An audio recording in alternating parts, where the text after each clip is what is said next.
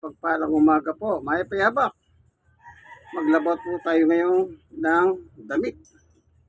Ah, 4 na kilo kalahati. O, 4 na kilo pong kapit na, kabalen, kababaan. Ito na. Ito, sunrox, pantikulay, antikolor. 5, sabon, powder.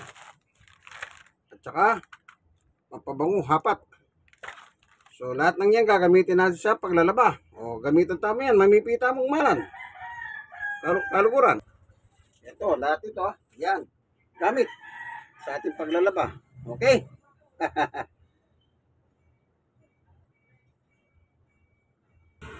Yung washing machine, automatic. Yusin lang natin. O samasan tayo. Kasi mamipita mo, maglalaba tayo. Yan. Nakuha tayo takap. Nakuha tayong cover. Kalisin natin yung takip o cover. Ano? Yan. Lumitaw na.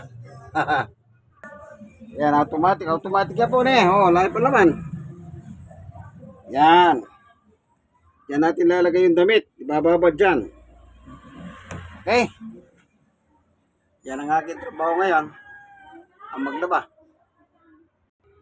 Bilang senior citizen, stroke nurse, PWD, kailangan tumulong tayo sa gawain bahay. Kagaya ng paglalaba. Okay? Nakita nyo naman ha. Automatic yun. Matagal ko na pag-aralan yan. Kaya God bless us all. Ito po ang inyong kaibigan kay Jesus, Brother Armani Bautista. God bless us all. Bye-bye. Ito yung lalaban. Ayan. Ito.